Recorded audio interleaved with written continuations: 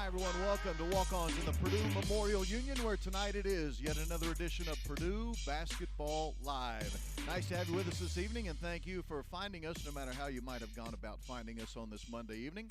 I'm your host, Rob Blackman. Tonight, it will be 60 minutes of almost exclusively Purdue men's basketball. We'd like to talk Purdue women's basketball, but they're actually playing a game later this evening. Purdue women on the road at Illinois tonight for an 8:30 tip-off. So because of that, no representation from the Purdue women's side tonight. Instead, it'll be mostly men's basketball we'll be talking about. Of course, we'll also try to get you out of here quickly enough so you can get back in time to watch the Purdue women taking on Illinois at 8:30 tonight. That game is on BTN. And, of course, as someone who works in radio, I would discourage you from watching on television and just listen on the radio locally in Lafayette on the Bob FM 95.3. Purdue basketball head coach Matt Painter is my guest. He'll be joining me tonight to talk about what's going on with the Purdue men's basketball program. Since we have last spoken on this radio program last Monday night, I guess it was, Purdue has gone 1-1, losing last Tuesday 73-70 at Mackey Arena against Ohio State, and then coming back on Friday night and beating Michigan by the final score of 91-64. So we'll talk about both of those games with Coach Painter. Also coming up later tonight, we will preview the big matchup coming up Friday evening when the Indiana Hoosiers come calling 8 o'clock for the tip at Mackey Arena between Purdue and Indiana. So we'll get to all of that with Coach tonight. Again, thank you for finding us somehow, some way on this Monday evening. We will have another show next Monday, 6:30. That will be mostly women's hoops. So tonight, let's talk some men's basketball. What do you say? We'll come back to walk-ons right after this. This is Purdue Basketball Live, presented by GEMCO on the Purdue Global Sports Network, and this is Boilermaker basketball from Learfield. The floppy hand. And steal. Brady Smith driving straight to the hole. Got it up. Or are you not just to the team but to yourself? And can you be held accountable? And Brady Smith is right there. He understands what. Trey Kaufman ready. He cut his hair, folks. Sampson. No, he got stronger. And a steal. Cox. Purdue, all business right now. And another steal. First, stepping in the passing lane. In the front court. Cox deep. And timeout over it. Already forced by Purdue, and now they're able to get out and run. You can't match up and show off a soft touch inside. He's coming off a 31-point game against Northwestern. Baseline fade. Smith. Braden Smith all business today, folks. Braden Smith showing his skills.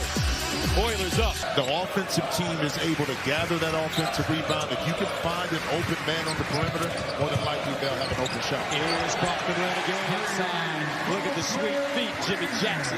Top of the arc. Game. Off the heel. Smith with the rebound. Smith the lob. Can't deny it. Braden Smith, he wants the redemption. The way you get it is you lead your young men to a dominating win. And Purdue, out early and often, dominates Michigan. And he's earned that over the years. 20 years, Smith. He's got first. Smith, the line. With two hands. That's Joe Tate. He's got the floppy hand. And steal. Brady Smith driving straight to the hole. Got it up. Or are you not just to the team but to yourself? And can you be held accountable? And Braden Smith is right there. He understands what. Trey Kaufman ready. He cut his hair, folks. Sampson. No, he got. Purdue Basketball Live, presented by GEMCO, live at Walk-Ons in the Purdue Memorial Union, where there's validated parking and kids eat free on Tuesdays. Just a reminder, GEMCO Constructors is our sponsor, and they support your Boilermakers as our presenting sponsor of Purdue Basketball Live. They're a proud partner of Purdue Athletics. GEMCO Constructors says Boiler up. I'm Rob Blackman. The next voice you will hear is that of Purdue head coach Matt Painter, joining me tonight as we talk Boilermaker men's hoops for the next 55 minutes or so. As I mentioned going into our last break, since we've last spoken a week ago, Purdue has gone 1-1 on the Big Ten schedule with a loss at home against Ohio State and then a win against Michigan also at home this past Friday. With the 1-1 record, Purdue hits the halfway mark of the Big Ten schedule at 8-2. More on that in a moment. First, Coach Painter, let us talk about what we saw Friday night against the Michigan Wolverines. I don't know that you could have gotten off to a much better start in that game, could you? Yeah, no Would doubt. it have even been possible than get a better start than you had Friday night? Yeah, just the fact of, it's hard to play against, really good teams and have to score in the half court, and anytime your defense is scoring for you, it just makes things easier. You just get into a flow easier, and I kind of talked about just how we never got our proper footing against Penn State when we had all those turnovers. Yeah. And the same held true for Michigan. Like, Michigan is a very talented team, very good, offensive team, and they really can work you downhill. They have, ball screens with their 4s and their 5s with 2 7-footers. That's really given college basketball a lot of trouble, and our guys did a pretty good job of defending that. But just forcing those turnovers and have active hands. Obviously, Braden started it off with that steal on the first play to get a layup. CJ did a really good job, pressuring the basketball. But we just had active hands. We had a lot of deflections. We had a lot of turnovers. And then, we were able to score a lot in transition. And that really just set the tone for the game. And when it's 29-9, and then they really never – separate and get the lead back to where it's even close to being in striking distance. So was just impressed with the prep work and all the things that we did as a staff and a team to get ready for the game. But those guys are they competed at a high level. 29-9 was indeed the score as we went into the second media time out of that ball game. So basically the 12-minute mark, it was 29-9, and as you said, really never look back.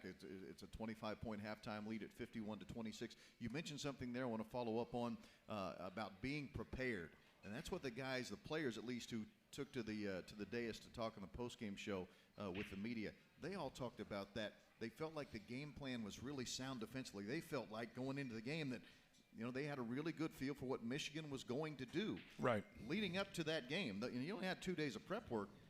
What indeed was the secret sauce to really have everyone ready on the same page defensively? Right, just staying into the basketball and keeping the ball out of the paint more than anything.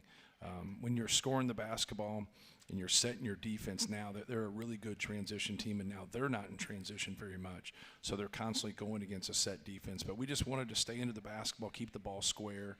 I know it sounds, relatively easy, but it's not. It's hard to keep the ball in front of you, and our guys did a good job of just understanding that and then playing without fouling. Being able to be aggressive without fouling is sometimes it's hard. Guys will jump over the fight a little bit and get too aggressive. You got to kind of wait until they're the most vulnerable, and when you see that weakness, that's when you have to be aggressive. But if there's nothing there, if there's no blood in the water, you have to be solid. You have to learn to be able to be solid on defense and make people score over you when you don't see opportunities to get steals. Coming into the game, that had been a bugaboo for Michigan all season long. They were averaging 14.5 turnovers a game. You turned them over 22 times. Was there something that you had seen as a coaching staff that said, hey, I think we can turn these guys over if we do, X, Y, or Z? Not really, no. No, obviously they turn the ball over, but they're still they have a lot of possessions. They play pretty fast. They have a lot of different guys that can drive the basketball. So it wasn't something there. I think you want to have active hands. You want to make things difficult, but you can't gauge sometimes how a game will unfold. Sure. The last thing you want to do is getting guys to pick at something to be aggressive when something's not there. Sure. It just you want them to be solid. Danny Wolf and Vlad Golden, lots has been said about those two guys this year because they've been so good for Michigan offensively. Danny Wolf, 12.5 points a game. Golden, 16.5 points a game. He's actually the 22nd leading scorer in the country coming in. Yet those two guys combined, just 17 shots between them. Had to be a key, right, to not let those guys get going. Yeah, we wanted to stay into it, and sometimes we were going to switch. And when it went 4 or 5, we were going to switch. And then other times it just kind of depends on who he was getting into ball screens. With Danny Wolf, the way he can handle the basketball, somebody 7 foot, 250, you don't normally see that. But no, that was just kind of what everybody was doing, but we just weren't going to let them get the roller. And he's so good at hitting the guy dive into the rim, and we just wanted to hold our low man there and then be able to switch. And when you switch, you got to get under the screen, but you got to stay into the basketball until the end, then get under the screen. So from a technique standpoint, it sounds relatively simple, but in game speed, when you're dealing with 14 feet, and 500 pounds, sometimes you can get collided, and big guys aren't great at it. And I thought, you know, Caleb First has really given us an opportunity to guard a lot of different people. He allows us to switch, and he can guard guards, but he can also guard the other team's starting center. And so, like, you know, who out there can do things of that nature? And he's really helped us with, like, matchups, whether we play Martinelli or Barnheiser at Northwestern. He's allowed us to switch against other people, and they might like those matchups, but they're still not scoring off their action. So we're switching to take their action away, but then the matchup might not be the best, but it's still, you're just making them earn it, and you're making them score over you. And when you score over, you don't have to overhelp.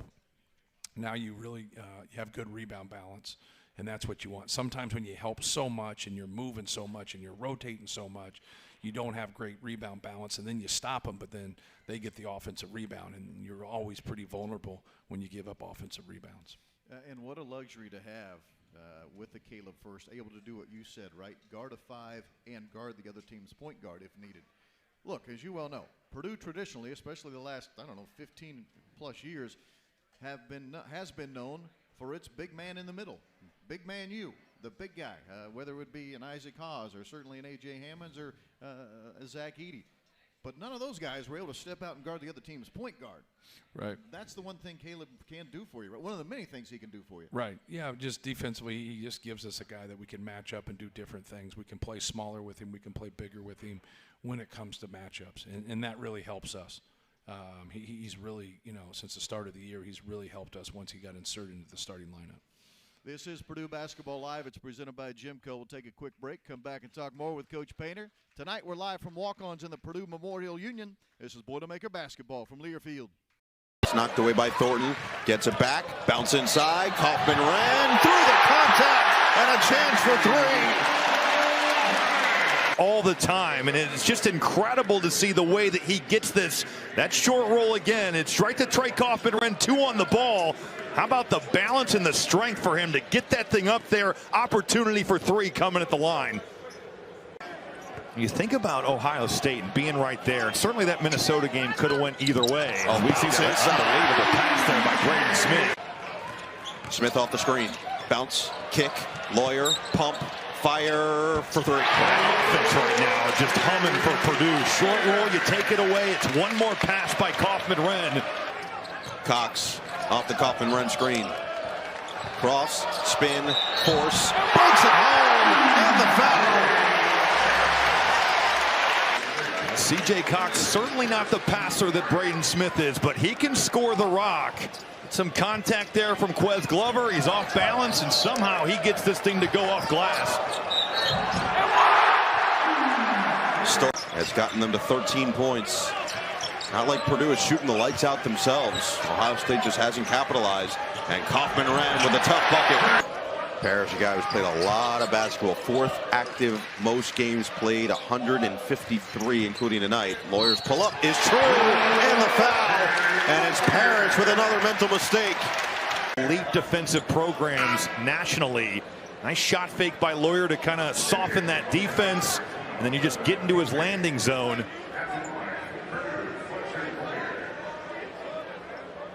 Or just heightened energy from Jake Diebler on the sideline. That can permeate through your team as well. Smith rejects the screen, bounce inside. Kaufman-Renn takes flight, and he's got a chance for 3. And that's just going to set the table for this pocket pass. You see it right here. Bradshaw on that down spot, and Trey Kaufman. Welcome back, everyone. Live tonight at walk-ons in the Purdue Memorial Union. With his validated parking and kids eat free on Tuesdays, this is Purdue Basketball Live. Purdue men's head basketball coach Matt Painter joining me tonight on the program. Tonight, almost exclusively Purdue men's basketball talk. Next Monday night, it'll be almost exclusively Purdue women's basketball talk. That's because the Purdue men's team will be on the road next Monday night, headed to Iowa City to play the Hawkeyes next Tuesday. Let's continue our discussion with Coach Painter. The first segment, I came in with kid gloves. I wanted to ease them in, talking about the big win on Friday night against Michigan. Now I got to talk about the other side of it, Coach, that disappointing loss Tuesday night against Ohio State, a game in which Purdue, as you well know, had a 16-point lead with 10 seconds to go in the first half, and then ends up losing in that ball game 73-70. you and I talked about this on the pregame radio program before the Friday night game. I went back and looked at so many different statistical categories, those in which that Purdue won quite handily, and I found myself saying, how did Purdue lose that game on Tuesday night? So I'll ask again, how did that happen? It was, you look at the second half, and, we did a good job of rebounding in the first half. We didn't in the second half, just them being quicker to the basketball. If you look at the threes, and you look what they shot from three, what we shot from three, they didn't give us many attempts. They're 11 for 23 and 3 for 9. That's really, to me, like kind of what stands out because the free throws are about the same. Yeah. We were ahead rebounding at half, I think, by 4. We end up getting out rebounded in the second half by 6. We did once again force a lot of turnovers, 18, and we only had 11. And normally when that's the case, we've won games. Yeah. Like that's kind of an outlier for us. But just we have a mistake at the end of the half. It's at 16. Now it's at 13. They run up and they trip our guy to start the second half. He falls down. They hit a 3, and now it's at 10. Mm-hmm. And so you get the ball at the start of the second half. None of that happens. You score. You're up 18. It's just a totally different game. But give them credit, man. They made shots. They made plays. I probably should have got a timeout in that first 5-6 minutes early, but we were getting what we wanted. We just weren't making them from an offensive standpoint, and then they got their heads up there. Bruce Thornton got his head up a little bit there, even though he only ends up with 11. I thought the Parrish kid was the difference. Yeah. They made a handful of shots with like 2 seconds on the shot clock. They just seemed like they, from a timely standpoint, they weren't a great three-point shooting team coming in outside of a guy or two. But Parrish was, I thought he was the difference. He made a couple key shots, and he really played well. And then down the stretch, they made plays and they made shots, and we hung in there at that point. But it's just one of those games where a lot of things went their way and a lot of things went against us. Yeah, Micah Parrish goes 6 of 8 from the three-point line. Another just kind of an anomaly of a statistic. Sean Stewart steps out and makes a 3 for them up against the shot clock. It was the first 3 he'd made all year. Yeah. And wouldn't you know it, the difference in the game ends up being 3 points. Right. But those things happen, I suppose. The other thing that statistically, one of the numbers that really jumped out at me, Purdue gets 54 field goal attempts. Ohio State had 45. So he had 9 more shots at the bucket. But as you said, it was the three-point shooting. Purdue only makes 3 threes in the entire game. Right. And that's people have done that to us, right? They've taken our threes away from us, and it's one of those things where you can fight it and take bad threes, or you can just take what the defense gives you and try to be efficient and get the ball inside, or like whatever, have driving layups, get more pull-ups, whatever it might be. It depends on who it is. But, what you're saying there about the difference is the shot attempts come down to the turnovers. So when you have 18 turnovers to someone with 11, you're going to be somewhere in there. It's not always going to be exact, but you're going to be in there around that many field goal attempts from your turnovers. That second 20 minutes against Ohio State, in my opinion, and certainly correct me if I'm wrong, really since the turn of the calendar year, 2025, to me, the only really poor segment defensively your team's had to this point. Am I honest? I mean, other than that, those 20 minutes against Ohio State in the second half, I feel like you guys have been outstanding defensively. Yeah, in the first half, we actually played well. They bank one in, and then we unnecessarily foul. We give up about 5 to 6 points just off fouling. Like some guy hustles to get a rebound. He can't get it, but he cracks somebody in the head, gives him 2 points. We foul away from the basketball, give them 2 points. And so like at that time, and we've been the best in our league at being able to play without fouling. And like at that point when they were reeling and we really were stopping them, like we even had to do a better job. We gave them some points right there, kind of let them hang there instead of the lead being around 20. At that time. But yeah, that's probably, there's no doubt that's our worst half, of 2025, because we had a couple at Marquette and Auburn where we really struggled, but I also thought we really struggled because the level of talent at that same, I think those games really helped us.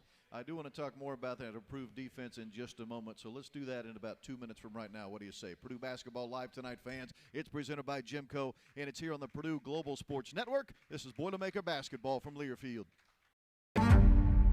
Welcome back to Mackey Arena. What a night. It is electric in here. Mackey Arena, one of the great places to watch a basketball game. You got to have a stronger will than them, all right? Just take the fight to them, play without fouling. But this is the type of game, it's the reason you come here, all right? To have fun, man. And it's a steal by Brady Smith on the opening play. A steal, a run out, and a layup. Purdue leads 2-0. 2 straight turnovers by the Wolverines. Cox a three from the left corner. Balls! Trey Kaufman-Renn spins. Golden takes the bait, and then he shoots an easy right-handed hook shot. Lawyer a three straight away. Triple time! Right to left. He'll lob. It is caught, and it's dumped. Coming in from the right wing by Camden Heide. Another timeout for Michigan. Oh, it's all Boilermakers in the early going. Back to Burgess. He'll pull the trigger from three. Riley Burgess tried to throw a lob, and it was stolen by Braden Smith. Here comes Purdue on a 2-on-1. Lobbing, catching, and dunking. Caleb First. The assist from Braden Smith. Lawyer, his three on the way from the left wing. Good. An offensive rebound leads to a triple time for Fletcher Lawyer. Good job, guys. Good job. It's responding from other night. It's also responding right now. All right, because this was right here. It's having energy. All right, even when they're making plays or making baskets or doing whatever, it's the discipline to move to the next play. Stolen by Braden Smith. Braden at the other end on Roddy Gale Jr. Reverse layup good. Another pick six for the Boilermakers. Purdue's had plenty of those tonight. Straight away, three for Raleigh. Good again! His second triple of the game. And maybe Purdue's best win of the season, a complete game on both ends of the floor. Get ready to go. Big one next Friday. We got to be ready to go. The 2024-25 Purdue basketball season presented by Purdue Global. Earn a degree you'll be proud of with Purdue Global, Purdue's online university for working adults and the preferred online university degree provider of the Guild and Team USA Learning Network. Start your comeback today at purdueglobal.edu. Rob Blackman with Purdue head coach Matt Painter talking Purdue men's hoops tonight on Purdue Basketball Live. Purdue women on the road this evening. They're playing Illinois, the Illini, in the State Farm Center in Champaign. That's an 8:30 tip-off tonight, fans. 8:30 for the Purdue women taking on the Illinois Fighting Illini. When we were going to the break just a moment ago, I mentioned to Coach I did want to talk about the improved defensive effort of our Boilermakers, especially again since the turn of the calendar year. For the fans that may not know, Coach knows this, but I'll reiterate this. We've talked about it a couple times on the game broadcast. Coming out of that Auburn game, the Boilermakers, which was December the 21st now, just a little over a month ago, Purdue was in the mid-70s when you look at the KenPom adjusted defensive efficiency numbers. Mid-70s. Going into that game against Michigan Friday night, Purdue was at number 26. So you go from the mid-70s to the mid-20s. What has indeed been the difference, Coach? I think more than anything, just keeping the ball in front of us. You know, if you're always in help and you're always rotating, you know, you end up getting behind plays. You foul too much. You know, like I said earlier, you don't have great defensive rebound balance. And just kind of working towards also a rotation. Like you're kind of working after playing those teams, I just was like, and after playing Toledo, I was like, we got to have good ball pressure. And I thought CJ has really given us that. You know, and I think from a physical standpoint, you know, Caleb helps us. I mean, you can guard, like I said earlier, you can guard different people. So I think that piece has helped us. And then our bench has continued to improve. Braden has been really good and been very active, especially when he's not on the ball. We do a lot of doubling through the post and loading up when guys drive baseline or guys are in ISO ball screens on the wing. So we really do a good job of loading our defense up. We're at our best when he's the guy that's out on the other side, kind of playing free safety. Yeah. He gets a lot of those steals. And we can't always design it that way because it's where, you know, the offense goes and who's guarding who. But, yeah, just getting better. You know, we're not doing anything different. I think a lot of times I said another night after the game that, you know, when a fan watch, especially someone with an untrained eye that doesn't know, but they've watched a lot of basketball, like they just say, well, this isn't working. It's almost like you're just making a stamp that you don't know basketball when you say that, because when you break or you have a mistake, now good teams are going to take advantage of that. You got to get to the point where you have discipline to where you don't break. And like you're only as strong as your weakest link. You got four guys out there doing everything they're supposed to, and you got one guy who kind of does it. You're not a good defensive team. They're going to find him. You know, it's not football. Like, you know what I mean? They're going to find him every single time. The ball's going to move. Everybody touches the ball in our sport, and they're just going to break you down. And now if you got everybody, if you hear coaches talk about we got to stay connected, they're more or less saying everyone's got to do their job. So if you do your job and you do what you're supposed to, nobody gets surprised. So if we're switching something, switch it. If we're not and you're supposed to go under, go under. You know, if the ball's above the free throw line and you're playing post defense, be a hard 3 quarters and do your job. And you'll always hear us talking about stick to our rules, stick to our rules. And then they don't do it, like, okay, no big deal. It's like, okay, we'll just get beat. You know, it is a big deal.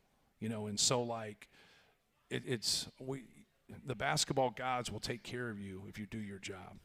And like, people look at that like that's phony and fake and messed up, but it's true. I'm a big believer of it. Just do what you're supposed to. It's kind of like karma in life. Like, treat people the right way. Like, well, some bad things happen to you, yeah, but more times than not, it's not going to, because you're just out there trying to help others and you're out there trying to do the right thing. Well, in basketball, you got to sacrifice. You got to play for your team. You got to do these little things, but you got to do your job. You got to do your job. Having talented people that don't do what they're supposed to does not help you, and you see that a lot, where guys will miss shots and now they're a bad defensive player.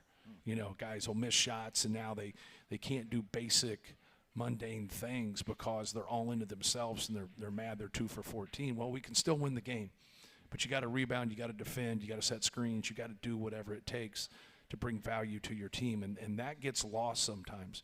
And I think we've just done a much better job of understanding those things and understanding what brings value to helping your team win, because that's the only thing that really matters, is what's your value. And sometimes people look at a box score and they'll be like, oh man, let's see what he did. There's so many more things that aren't on this box score. And those things are like, what's counted counts and what counts isn't always counted. And I know it's a play on words and you go back and forth, but you're like, man, this is who did it.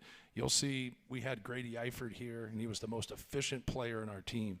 But his freshman and sophomore years, I didn't play him.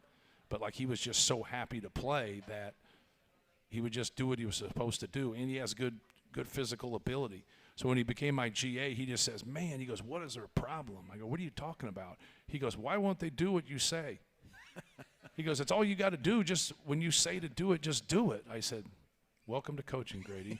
I go, you should get out of coaching, because that's the power right there. The power is being able to get them to understand, hey, man, we got to do our job. But then when they don't, how can you get them to do their job? And then if you consistently can't get somebody to do that, see, that's what gets lost, like, sometimes in coaching, is that really talented people won't always do what they're supposed to, because they've always gotten better by on their talent. Then you'll get someone who's not very talented who does everything he's supposed to because he has to, just to survive. But if you can go out there and find talented people that'll do their job, that's the special sauce. Yeah. Because they're highly talented, they have high character, they're about winning. So when things don't go their way, they're cool. They're like, hey, man, who cares? Let's just win the game. But the other people, like, it's harder for them, because they think the expectation is not just winning, but winning in a certain way. Yeah. And I always say that winning's good enough. Like, if I walk in that locker room and you're upset and we won by 10, like, I'm not messed up, you are. Yeah. Yeah, and be about your teammates. Somebody had to play well. Be happy for them. Yeah. You mentioned Grady Eifert, most efficient player on our team. If I remember correctly, there was a time during that season he was the most efficient player in the country, wasn't he? No, he was the most efficient player in the country. In the country, yeah. In the entire. And so, nation. like, that role, every player. Like, that role for us has been what we've been able to get. Like, Robbie Hummel was probably the best at it, and then Vince Edwards was probably second best in terms of that.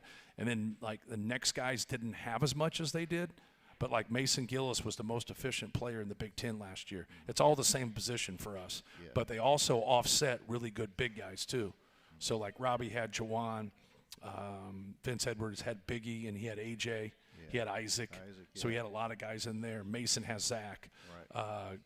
Grady has Matt Harms. He has Travion. He has it there. But it's still, like, within a system and understanding what you're doing. So the guys that we've had that have played that position have been, very efficient, and we've just tried to use their skills. And, like, Rob became an All-American, really as a role player. Even though he has great numbers, he still played off of Jawan Johnson and off of E'Twaun Moore. We didn't run a bunch of stuff for him. We ran a bunch of stuff for those two, and they play off, kind of like Fletch is for us. Fletch averages 15 points.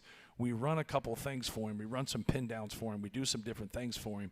But we play off of Braden. Braden has the ball a lot. And then we'll play off of Trey Kaufman and how they do things. And we do a lot of different things for Trey in the short roll that we didn't do for Zach, because Zach wouldn't have been great in that short roll. More in a moment. Tonight it's Purdue Basketball Live. We're presented by GEMCO. We're live at Walk-Ons, and this is the Purdue Global Sports Network, and this is Boilermaker basketball from Learfield. This rivalry, Purdue-IU, it's so much more than a game. As all of America knows, the state religion here in Indiana is basketball. And the chapel today will be in West Lafayette, Indiana, the Mackey Arena, where 14,000 faithful are filing in. More than 200 games in the making. It's Piggy Lambert and Branch McCracken. Bobby Knight and Gene Cady. It's Rick Mount dropping 41. Chad Austin beating buzzers. Austin to win it, yes! And John Octius baptizing the masses. John Octius baptizing the masses! It's the battle to be the best basketball team in the country's best basketball state. Hey, this game is not for the weak. But when you get down to it, this rivalry isn't about facts. It's about a feeling. It's about running out of that tunnel with 15,000 maniacs screaming louder than they ever have.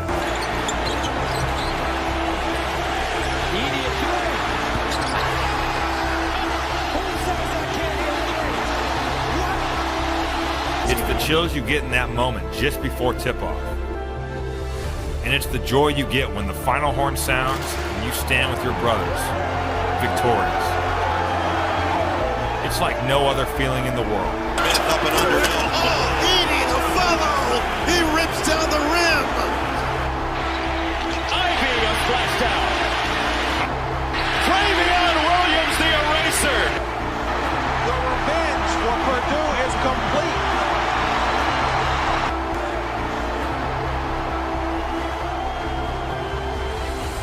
It's Purdue in Indiana.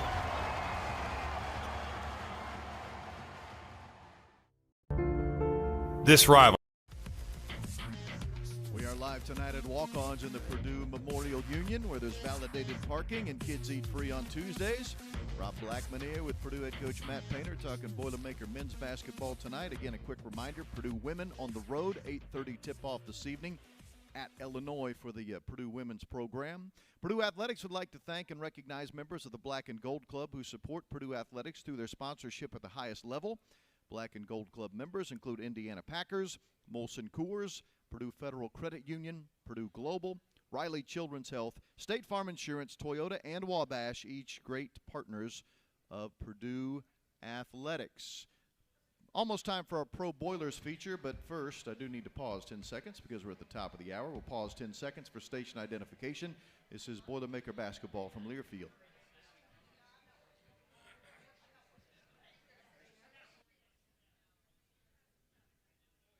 Five, 4, 3, 2, 1. You're back. And with that, time now for our Pro Boilers feature, where we look at how a former Purdue student-athlete is doing in their professional sports career. Pro Boilers presented by Indiana Kitchen Premium Pork Products. Get to know us at indianakitchen.com. Tonight we salute former baseball and Purdue baseball and big leaguer Kevin Plawecki. In case you missed it, just last week, Kevin announced his retirement from professional baseball. 13 seasons of professional baseball, 8 of those in the bigs.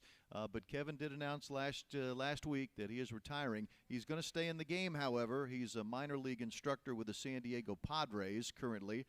So he's still in baseball. He is the former 2012 Big Ten Player of the Year and 2012 Big Ten Tournament MVP, Kevin Plawecki, who led our Boilermakers to the NCAA Tournament and a Big Ten Championship in 2012. So tip of the cap to Kevin Plawecki. What a career for him. 13 professional seasons, 8 seasons in the bigs. Even won himself a ring as a National League champion with the New York Mets, the team that actually drafted him in 2012. So good luck to Kevin Plawecki as he moves on now in his career. Now a coach, as I mentioned, in the Padres minor league organization. Coach Painter rejoins me when we come back. This is Purdue Basketball Live, presented by GEMCO, live at Walk-Ons in the Purdue Memorial Union. And this is Boilermaker basketball from Learfield. Got the floppy hand. And steal. Brady Smith driving straight to the hole. Got it up. Spent a lot of time with this young man. Or are you not just to the team, but to yourself? and can you be held accountable? And Braden Smith is right there. He understands what. Smith beats that dribble line. Shows it on the baseline. Teardrop. An open man on the perimeter, more than likely they'll have an open shot. Here's Blackman again inside. Look, couldn't get it to fall, and Smith the other way. Pick and roll, 16-footer. Smith. Top of the arc, game. Off the heel. Smith with the rebound. Smith the lob. Can't deny it. Braden Smith, he wants the redemption. The way you get it is you lead your young men to a dominating win. And Purdue, out early and often, dominates Michigan. Comfortable. Smith off the dribble to the basket. Up and in. Smallest man on the floor. Now guarded by Wolf, a 7-footer. Stop and start. Gets to the hole and lays it down. And then, like coming down from a mountain, the shaman will have a couple words to say. And he's earned that over the years. 20 years, Smith. He's got first. Smith, the line. With 2 hands. That's Joe Tate. Listen to this crowd, folks. See your big man now goes it. He's been bottled up, stolen. Smith splits up and in. In Vegas, in between the Elite Eight and the Final Four. Popping right. And I'm going to tell you what, guys. University that you're at. This is Purdue Basketball Live, presented by GEMCO. Tonight at Walk-Ons at the Purdue Memorial Union. That's where you'll find us on Monday nights at 6:30 throughout the basketball season. Next Monday night, Tim Newton will be here talking Purdue women's hoops. Purdue women on the road tonight at Illinois. 8:30 for the tip-off there. Boilermakers have won 21 of their last 23 against the Illini, so let's hope that trend continues this evening. Also, for those that will be paying attention to that game tonight, keep an eye on Reagan Bass of the Boilermakers. She enters tonight just 24 points away from 1,500 in her career. So hopefully she can maybe reach that number, and more importantly, hopefully Purdue women can find their way to victory. How about this? Purdue men and women, both, currently strength of schedule, second toughest in the country. Think about that. Purdue women, second toughest schedule in the country, strength of schedule, at least as of right now today. Purdue men can say the same. They, too, have the second toughest schedule in America, at least as of right now. Lafayette Limo, family-owned, women-owned, serving, I should say, Greater Lafayette for over 38 years. Shuttles to and from Indianapolis and O'Hare airports 365 days a year.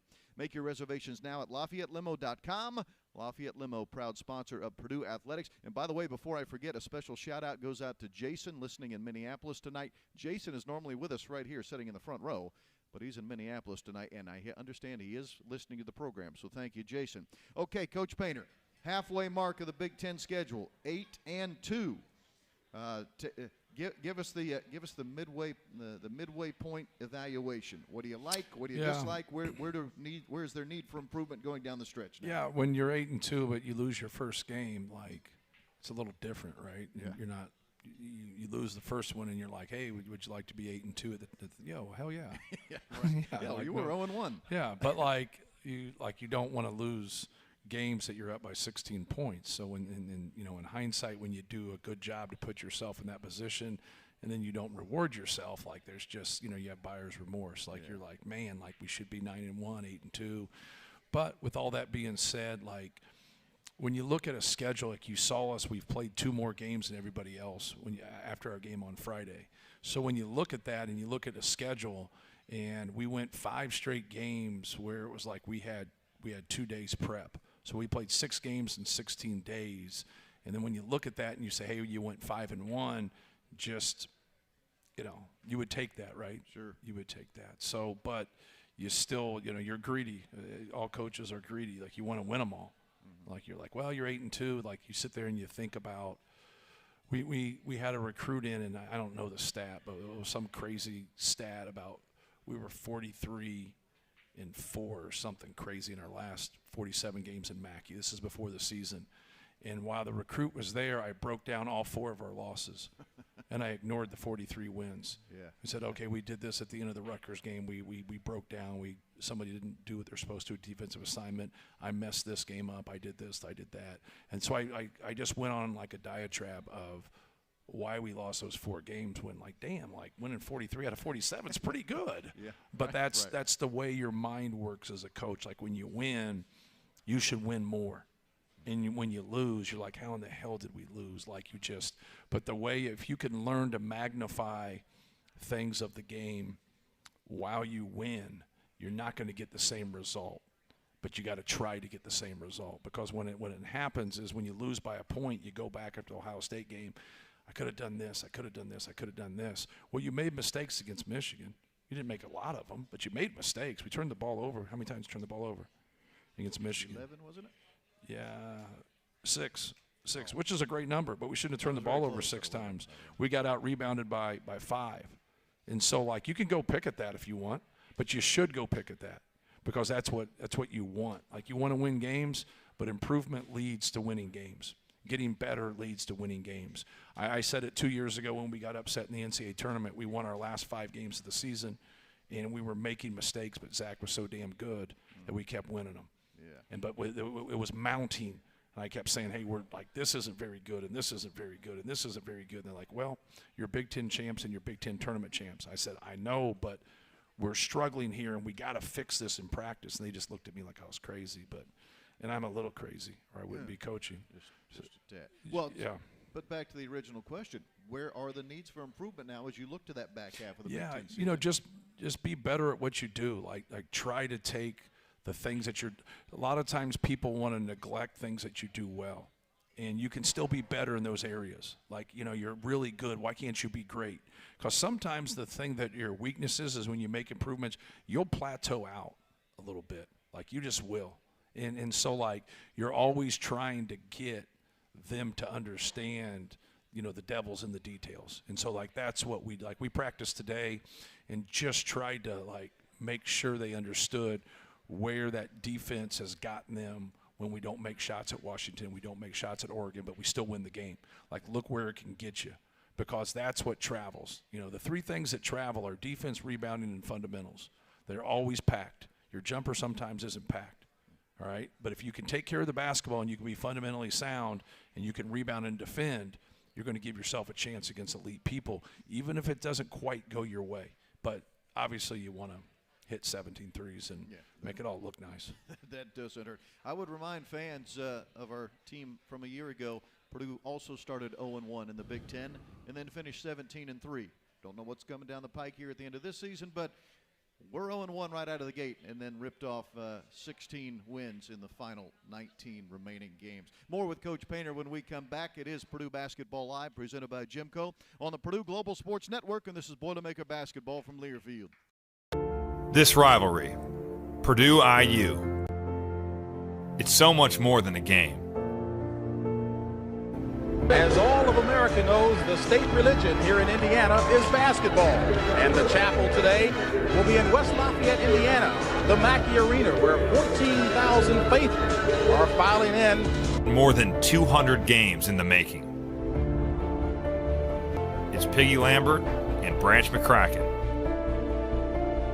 Bobby Knight and Gene Katie.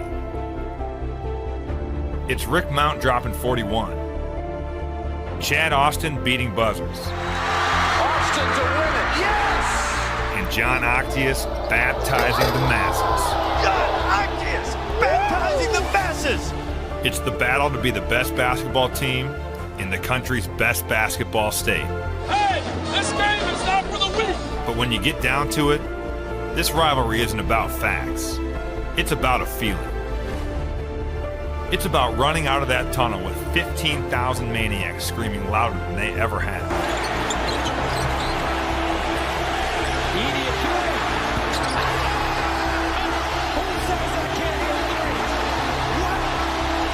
It's the chills you get in that moment just before tip-off.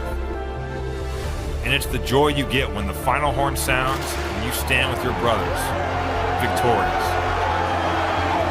It's like no other feeling in the world. Up and under. Oh, Edie, the follow. He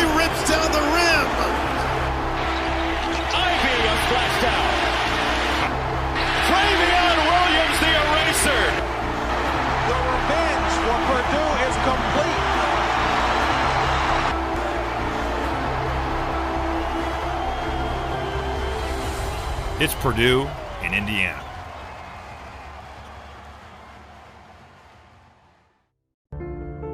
This rivalry. Purdue basketball is brought to you in part by Purdue Federal Credit Union, the official credit union for Purdue fans.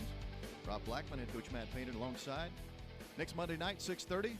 We'll be right back here at Walk-Ons in the Purdue Memorial Union for Purdue Basketball Live, although next Monday will be more women's basketball focused. Tonight, more men's basketball because Purdue women are on the road this evening playing at Illinois. Coach Painter, I did want to ask about this. I meant to bring this up earlier in the broadcast, but I'm just now getting to it. So the West Coast trip, which we have now done for the first time in Purdue basketball history, we have gone out west and played conference teams, obviously, Washington and Oregon. For the fans, just so they kind of know how the trip went, Purdue left out of the Purdue airport on Tuesday morning, ended up playing Wednesday night, obviously, in Seattle, and then after the game Saturday in Eugene, flew home, directly home from Eugene. And by the way, we're back here by 10:30 Saturday night. That was a 2-hour and 28-minute flight coming home, by the way. I kept it on my phone. I was amazed how quickly we got home. Anyway. I think it was 3 hours. 3:28. There you go. 3 hours, 28 minutes. With that said, now that that trip is behind you, did you like how, from a formatic standpoint, scheduling standpoint, itinerary standpoint, because we're all trying to learn here, in this brave new world of going out west, did you like how it all came together? Obviously, the winning you like, but right. As far as the entire trip in general, well, that's kind of the answer. We won. So it worked. Yeah, we got fed and we won both games. So like I'm cool. Yes. Yeah, well, we spent the night after we beat Washington, and then we were going to fly out the next day, and then we didn't, and so then we had to wait a whole nother day, and so like that really didn't hold us back because we weren't going to practice that day anyways, and when you have the one-day break like the tournament or an exempt event or something like that, you always have to do something. You can't take a day off in between playing 2 days. You got to do something. But when you have 2 days, you can take that day off and then make sure you do something that next day. A lot of people think like the more you rest, that's going to help you, and that is not always the case. And so like for us, we've talked to a lot of different people that that have coached on the West Coast through the years, just when we get to different tournaments and stuff, about from a travel standpoint, a sleep standpoint, everything, like we want to do, what's best for them. And everyone does their stuff through trial and error more than anything. And so, but once you've done it for a long time and been somewhere for a long time, you kind of run out of mistakes, to be honest with you. You get it figured out. And Elliot does a great job of getting with his counterparts around the league and trying to get some things figured out. You'll be amazed at the people that don't look at it that way. I mean, like people that don't understand. It's like people that don't understand like diet, sleep, travel, rest to be a top performer and do things. Well, we'll be good. I'll get Burger King. I won't sleep. I'll be tired. And then like they don't play well. They don't do well in whatever they're doing. So we really try to get out in front of things and with our travel, and especially something of this nature. And it was good. It was really good. But I think you could kind of see a little bit in the first half of Washington. Sure. Yeah. Right.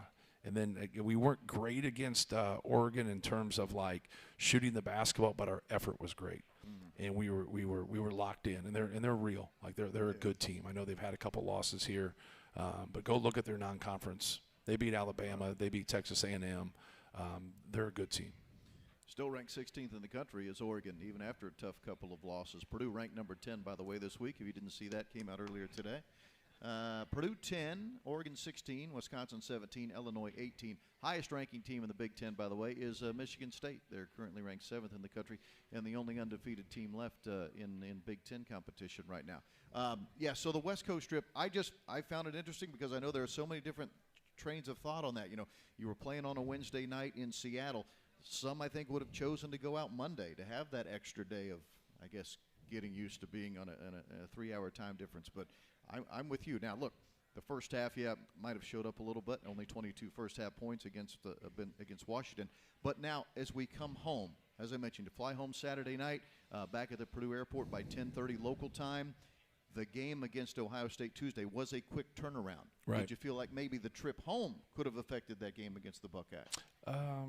It could have. Anything could happen. It's hard to quantify. Yeah. I think more than anything, just when you control your schedule, do everything in your power to help you. When you don't control your conference schedule, don't make excuses and handle it. Like, you know, the people that say, well, the travel was this and that was that. Hey, man, tough. Yeah. Like, tough. Like, you know, just get the job done. And we put ourselves in a great position, and we didn't win the game. Like, we have to do a better job than that. But, you know, everybody's going to go through it. I know this. Like, it isn't harder for us. It's harder for the West Coast teams. Yeah. They got it the hardest. They got to come east a lot. And we have one trip where we have to go west, like deal with it. We won those 2 games. We didn't win this one. We got the win against Michigan. You know, we won 5 out of 6 in our tough stretch. And so, like, learn from it and then hopefully be better. When you're trying to win a Big Ten championships, though, like you're counting. So, like, that's why, like, you don't want to give up too many of them because you want to be in position that last week, you know, of the season. Final question before I cut you loose. Indiana coming in on Friday night, just like Purdue. They'll have a full week to prep for this game. No midweek game for Indiana. What should we expect from the Hoosiers coming here Friday night? Yeah, well, I think, you know, they're obviously with Malik Renaud coming back, and now he's kind of finding his way back in their lineup. And the way he played in the last 5, 6, 7 minutes of that game was really impressive against Maryland. Obviously, they lost the game, but, like, I think that's kind of the silver lining of that game for them is that he got back, looked like his legs got under him a little bit. He made shots. He wasn't making shots in the first half. Ended up, I think, 5 for 14 from the field, but, like, in that last 4 or 5 minutes, he made some plays. He looked like his old self, and it takes a little bit of time. And so the one thing when you play games – and you look at things, like, always understand you're going to get their best effort. You're going to get but you always prepare for somebody's best. Don't look at him and say, this guy's streaky. Well, Parrish to me was streaky, but he looked pretty good, didn't he?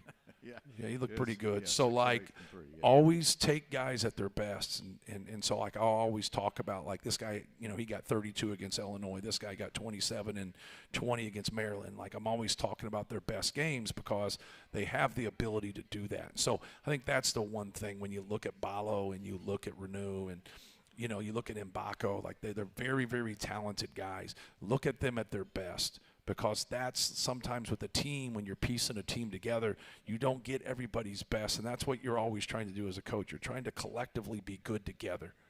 And, like, with those individual guys that I just mentioned on their front line, they're tough to deal with. They have good guards. The kid they got from Rice from Washington State's a good player. Trey Galloway's a good two-way player. You could go on and on. Luke Goody's really helped him. You know, he's got a level of toughness. He understands the game. He can make shots. He was great at Ohio State. You know, kind of gives a good balance to those guys with their size and his skill. They can play bigger with the 2 bigs, or they can play him at the 4. It gives them a couple different looks right there. So, but it's going to be a very, very competitive game like they always are. Final segment of Purdue Basketball Live coming up next. This is Boilermaker Basketball from Learfield. The floppy hand. And a steal. Braden Smith driving straight to the hole. Got it up. Or are you not just to the team but to yourself? And can you be held accountable? And Braden Smith is right there. He understands. Trey Kaufman ran. He cut his hair, folks. Sampson. No, he got started. And a steal. Cox. Purdue. All business right now. And another steal. First, stepping in the passing lane. In the front court. Cox deep. And timeout over 8. Already forced by Purdue, and now they're able to get out and run. You can't match up and show off a soft touch inside. He's coming off a 31-point game against Northwestern. Baseline fade. Smith. Braden Smith all business today, folks. Braden Smith showing his skills. Oilers up. The offensive team is able to gather that offensive rebound. If you can find an open man on the perimeter, more than likely they'll have an open shot. Here's Blackman ran again inside. Look at the sweet feet, Jimmy Jackson. Top of the arc. Game. Off the heel. Smith with the rebound. Smith the lob. Can't deny it. Braden Smith, he wants the redemption. The way you get it is you lead your young men to a dominating win. And Purdue, out early and often, dominates Michigan. And he's earned that over the years. 20 years, Smith. He's got first. Smith, the line. With 2 hands. That's Joe Tate. got the floppy hair. And steal. Braden Smith driving straight to the hole. Got it up. Or are you not just to the team but to yourself? And can you be held accountable? And Braden Smith is right there. He understands what Trey Kaufman. GEMCO Constructors, supporting your Boilermakers, is the presenting sponsor of Purdue Basketball Live and a proud partner of Purdue Athletics. GEMCO Constructors says boiler up. With the finishing touches on this one tonight with a little nugget for you. This one compliments of Chris Foreman, our sports information director for men's basketball. Did you know, coming into the game on Friday night, both Indiana and Purdue both currently have the same amount of victories all time in the history of the school? Purdue, 1,945 victories in the history of its basketball program. Indiana, 1,945. We're both tied. 10th most in the history of basketball. 10th most. So something's got to give. On Friday night, the winner takes over 10th place all to themselves, at least for one night anyway. How amazing is that? Of all the years Purdue and Indiana have played basketball, we have the same amount of career victories in the history of the school. To me, that's pretty amazing. Maybe to you not so much, but I thought that was pretty cool. Another little nugget for you, and I know this came out earlier today, but I'd already done my homework on it, so I'm going to pretend like it was mine. Total amount of money raised on the jerseys that were auctioned off from the Hammer Down Cancer game on Friday night, just north of $28,000.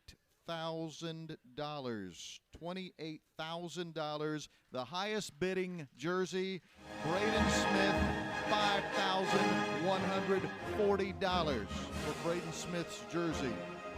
Thank you, everyone who contributed to the Purdue Institute for Cancer Research. What a notable cause that is. Friday night, Purdue men at home against Indiana, Mackey Arena, 8 p.m. for the tip. We'll talk to you on the radio then. Thanks to Wes and to Hunter. Thanks to Coach Painter. I'm Rob Blackman. See you Friday night at Mackey. Have a great week, everyone.